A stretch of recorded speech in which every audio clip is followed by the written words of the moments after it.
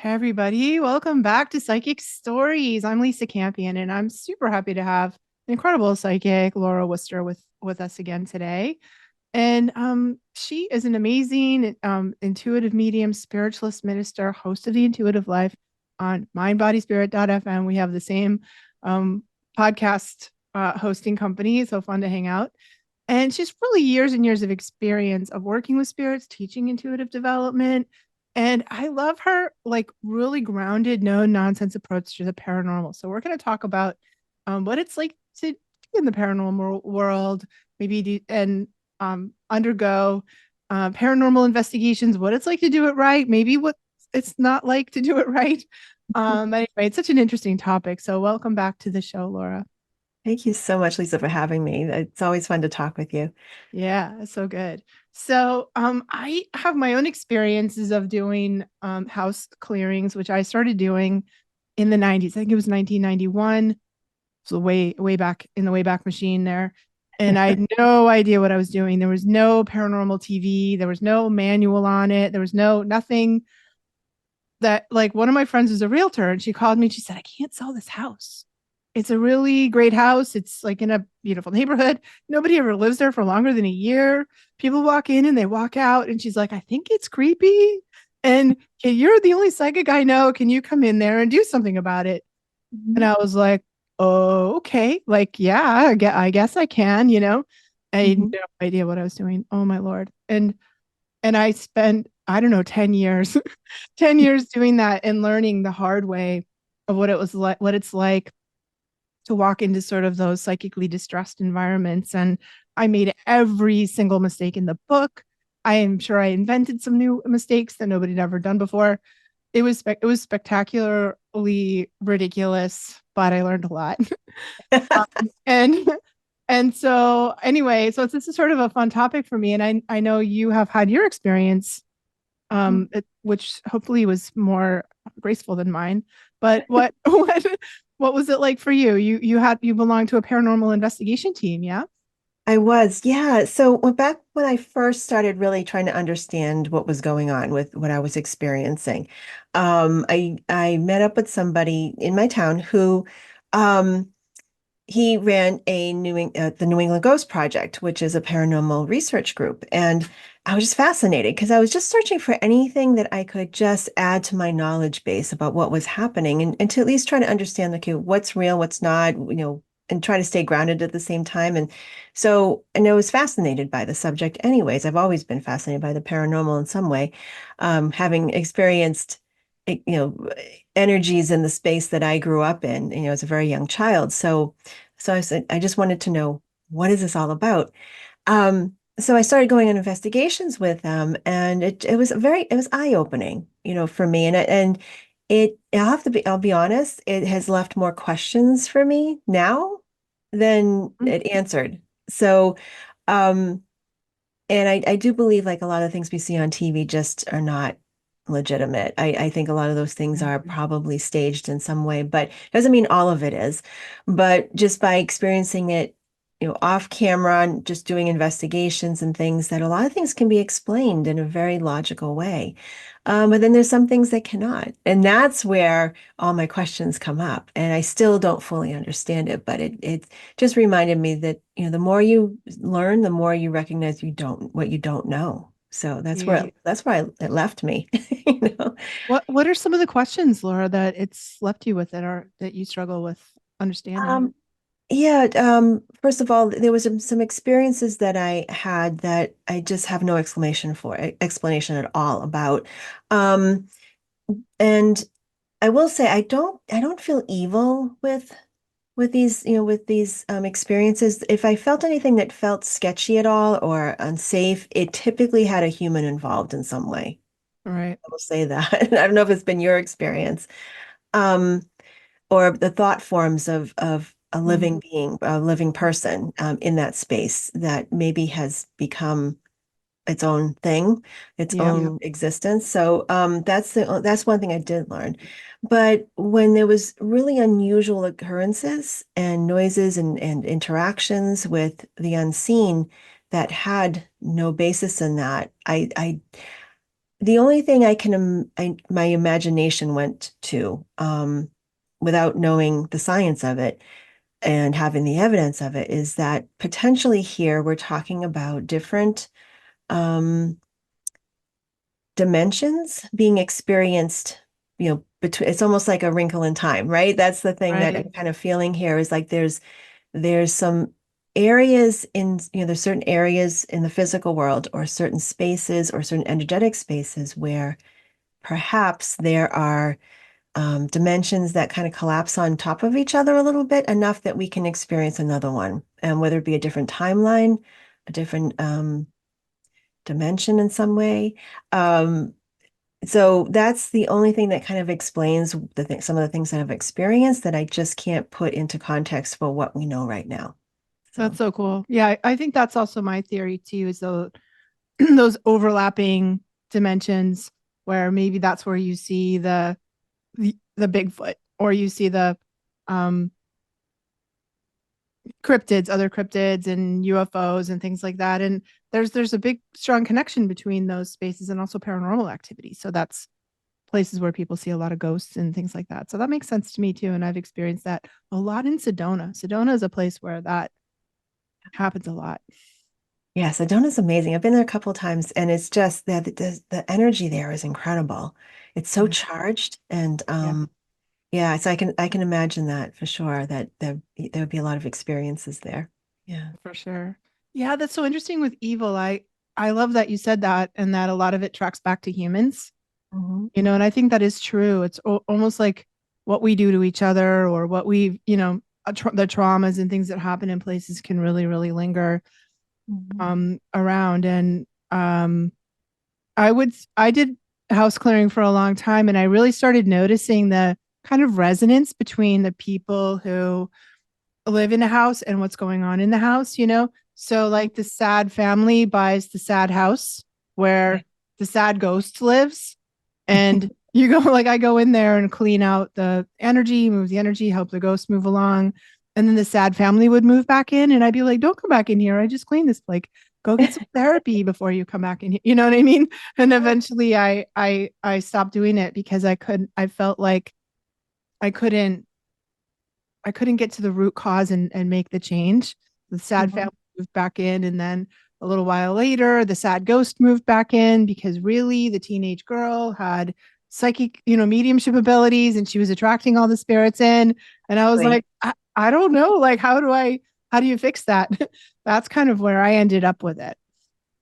Yeah, I agree. I really believe that's the case. And like attracts like. So if a house feels comfortable to somebody who's really sad, and the house had a lot of sad energy, maybe from previous owners or Yep. previous tenants or whatever, or there's other things happening around it. I know a lot of times too, buildings close to water, especially running water, rushing water, near dams and things like that, it creates its own electrical charge, which just accentuates anything Yeah. that may be there. So a lot of older buildings that were built along rivers and dams and places where water was plentiful and easily accessible, and moving water just creates this whole charge. So it just adds to the whole mystique of it because it ramps it Right. up.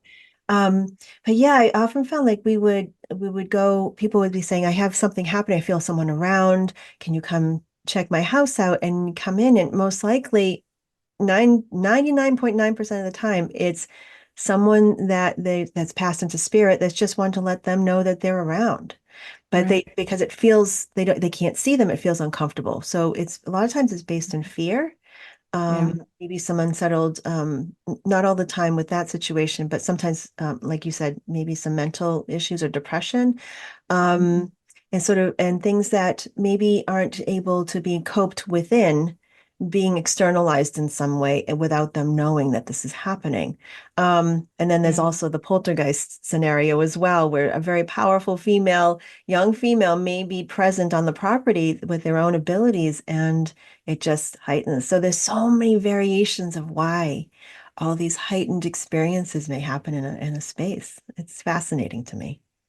So fascinating. And yeah, thought forms is a really interesting one. I think a lot of people don't know about that, Mhm. that we create energy. And like I worked with this guy, this young man, he was sure his house was haunted and there was a lot of weird activity going on, some kind of poltergeisty energy, like doors flapping, and it felt sort of aggressive and difficult and scary. It was scary. Like I was scared when I went in there. And Mm. then I saw this sort of hulking, like almost like gorilla like creature when I did the investigation, but I realized it was connected to the young man by like a little cord of energy, and that's how Mm. I knew it was a thought form. And he was like really angry, and he just had, and for a good reason, he had lots of stuff that had happened in his life, and he Mm. just projected all that anger, rage, hatred outside of his body and sort of created this, that's thought form. Yeah. And that, and when like the answer was like go to therapy, like go to therapy and sort of deal with the anger he had been projecting outside. It just went away, like it just sort of dissipated over time, as he was able to process that. But I think that's not something that everybody knows about. I agree. Yeah, and I think if more people understood it, then they might more likely to seek out therapy. Yeah. Um, but it's easier to blame an external force than to sometimes do, work on our own stuff. So Yeah. yeah, or just feeling powerless. Sometimes people just feel powerless, and so they externalize that aggression or that anger or that grief or that confusion or whatever it may be that comes up as part of the human experience. Yeah, I'm so interested in this idea of sort of like paranormal tourism because I live in Rhode Island and I live really close to Fall River. Like the Lizzie Borden house is like 10 minutes away.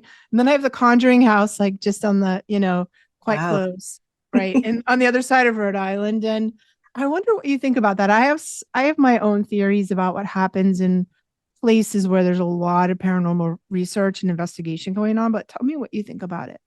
Yeah, I bet you we're on the same page. I can imagine. So I haven't been to the Conjuring House, and I probably never will. It's just not my thing. So not my Yeah. vibe. Um, but I have been to. I spent one day at the Lizzie Borden house, and my feeling around that was in the places where, it was known where these violent occurrences happened over 100 years ago that those places, people coming in to visit those spaces and those, basically 4-foot spaces are focused on that one event many, many years ago. And they're bringing their own imagination, thoughts, and feelings and projecting it into that space and just continuing to sort of build up. It's almost like going into an old house where the wall's been painted 20 times over the years. It just keeps building up. And so that's what was my sense was I didn't feel the initial event that caused all this tourism to happen. I felt the emotions, the projections of the emotions and in whatever form that took into those spaces. Now, where I felt most of the actual activity was in spaces that weren't the focus of those events, like in the, the top floor. I heard things up there, felt things up there.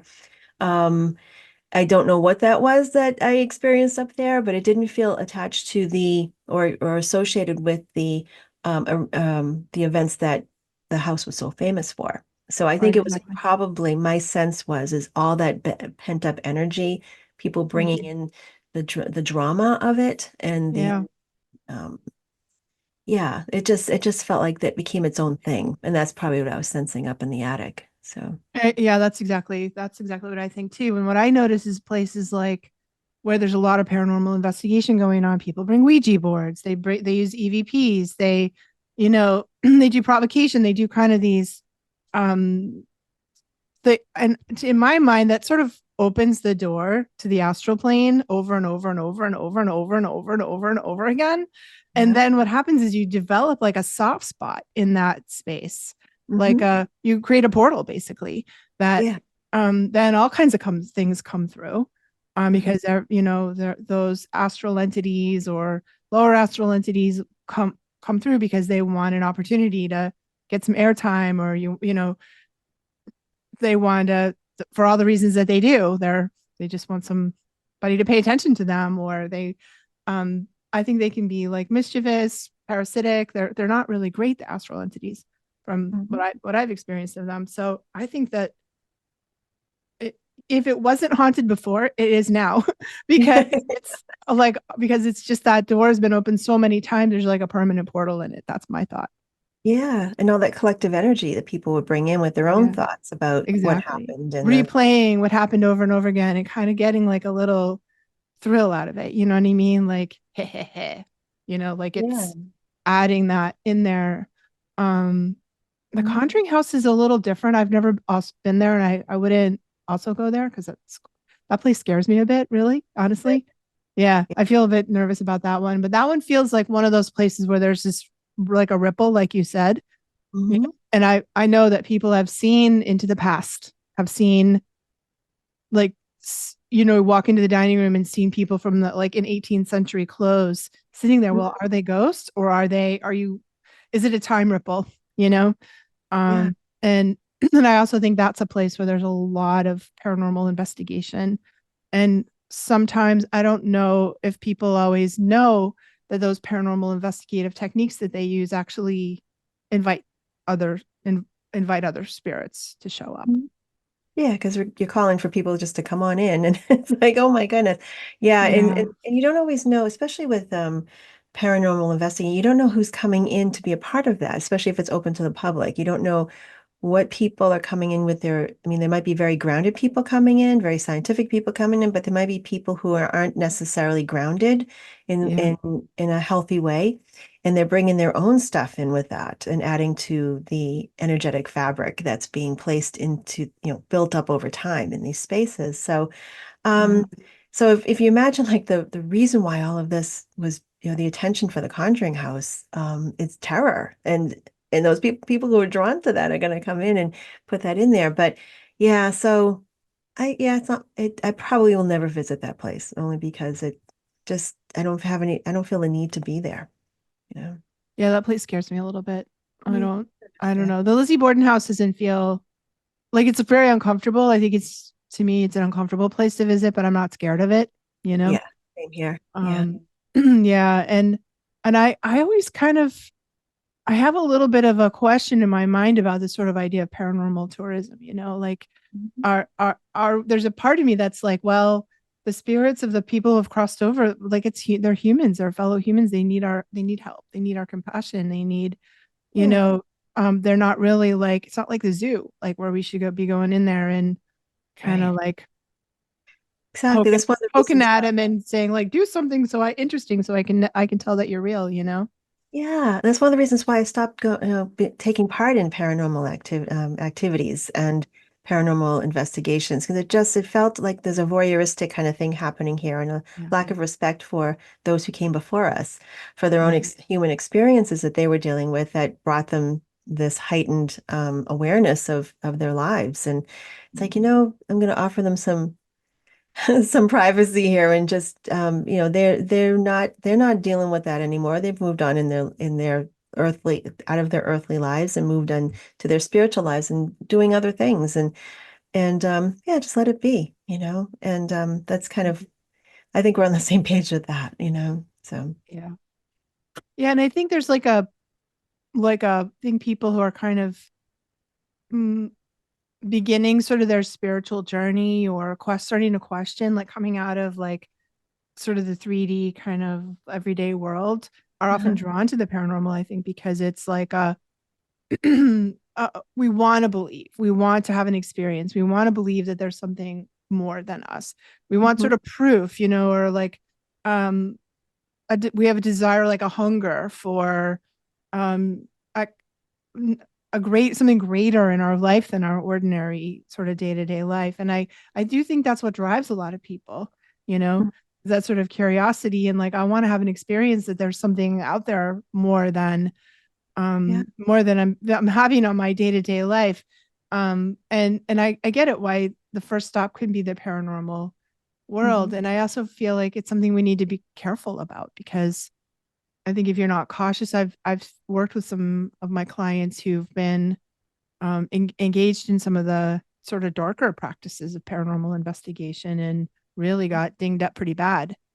Mhm. Um, if you don't have good psychic self defense or you don't really believe that it's real, you know, it's a bit like I don't really believe in sharks, so I'm going to chum the water and then jump in and see if sharks are real. Right. Yeah, You know what I mean? makes Like sense. if you do that, you might get bit by a shark, like it's um Yeah. then you're gonna believe that it's real. But that there's kind of that energy sometimes, and I think it sort of comes from the paranormal TV shows, like you said, that always aren't real. They're not always real. I mean, really paranormal investigation's a bit boring, really, like They are it's actually. a lot of like nothing happening. And Exactly. then that doesn't play so well on TV, right? So I Right. think it's kind of like that stirring the pot. Let's stir the pot and sort of force something to happen so it looks good on TV. Um, Yeah. and that's those aren't really like don't do what they do. That's my feeling. Don't do it. That those practices are not always safe. Yeah, yeah, I agree. What's the point, yeah, so it's true. And I had a conversation with somebody that I used to do paranormal investigating with, and we talked about like, why is it that it seems like when the most profound experiences happen, there's no recording devices on, there's no cameras, and I really believe there's some things that are just meant to be experienced by the people who are present and not necessarily with cameras and the world in general. So that they're Yeah. meant more for the people who are very much part of that experience. So yeah. So I think there's a bigger picture here too that we have to keep in mind. So Yeah. Yes. Yes, I agree. yeah. So did you grow up in a haunted house, Laura? I did. I did. Yeah, I grew up in a house that was a Victorian house outside of Boston. And there were I didn't find this out till later, but it used to be a meeting hall for the Masons. So a lot of activity there, which I could hear it. I didn't realize I was the only one who could hear it though. So once I realized that nobody else could hear what I was hearing, what I think was what I was experiencing was sort of a playback of what used to happen there, the meetings and the gatherings that used to Right. happen there. Because I would hear what sounded like there was a party going on and people talking and glasses clinking and things like that. So it just felt like I was walking into like a bar or something. I don't know if they actually did that, but as part of the Masons, but it just felt like there was a lot of conversation happening and interactions, and which you wouldn't expect in a small, a relatively small home that was a residence, right? So why would I be hearing that? And I was hearing conversations happening in different areas of the house, and I couldn't see people. And I also felt energies moving through the house. Now, I found out after we moved that other people who were living in the house also had things happen where lights would go off and on. They would hear footsteps when nobody else was upstairs. There was a lot of that happening and actual visuals of, I know my mother saw what looked like a photograph of people from a different Mm. time just sort of floating through the room. And so she had that experience too, but I didn't know about that till after we had left.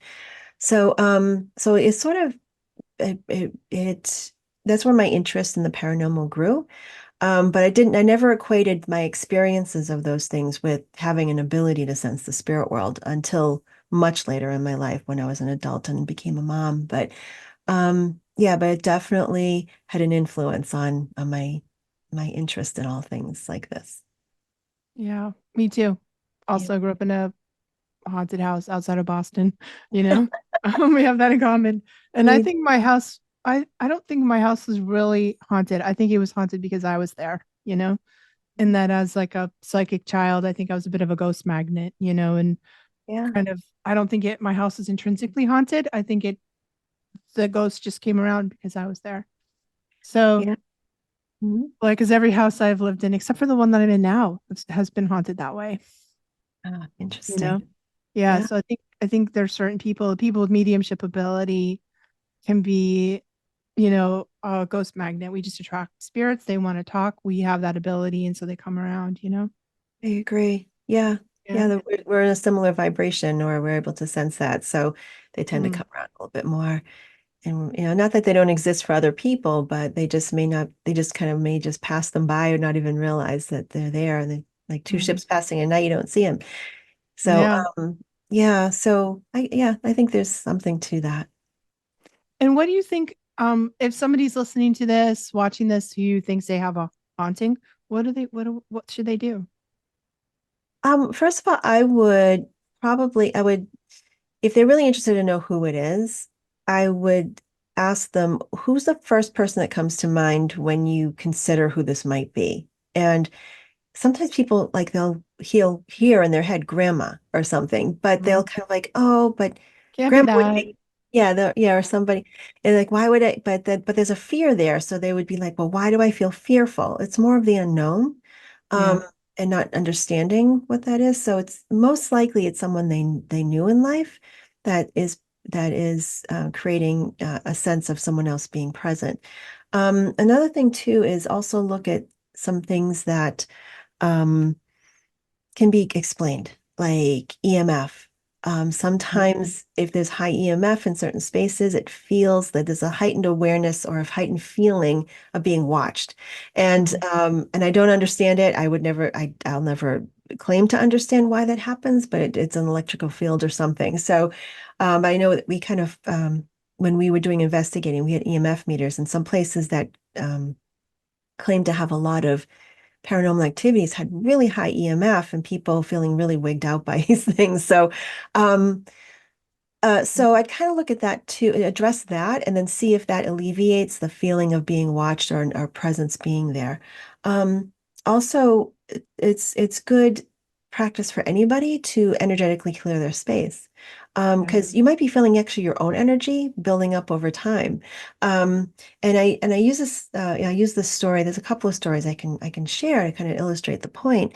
Um, so when my second child went to kindergarten, I remember the first day that he was in kindergarten, and I had the house to myself. I was downstairs getting myself a cup of tea, and I just gotten in the door from dropping him off at school, and I heard upstairs the sound of footsteps, just like I would hear him run from his bedroom to the bathroom every morning. Da, da, da, da, da, da, the little footsteps, right? And it clear as day, I heard it, but he was in school. Now, over the week, I kept hearing that at the same time, which was the same time he would get up, basically. And I kept hearing, but over time it dissipated. It got softer. So energy builds up. And now my son was still here in the living, but his energy, the space, and the same pattern, the same thing every day, this builds up. So sometimes energy builds up, and we feel like we're sensing something else, but it's actually us. I It's feel like residual energy. That's what. energy. Yeah. Yeah. So to clear your space, I have a drum that I use. If I feel like the energy I have it hanging on my wall over here, that I will use to move the energy. If you feel more comfortable smudging, maybe burning some sage, that works too. And then burn some sweetgrass after to invite the good energy in. Um, playing music, putting on a record or a CD or the radio of music that uplifts you and kind Yep. of moves the energy through. I have a CD that I've had for a while that's like brass bowls just playing Hmm. for like an hour. And Wow.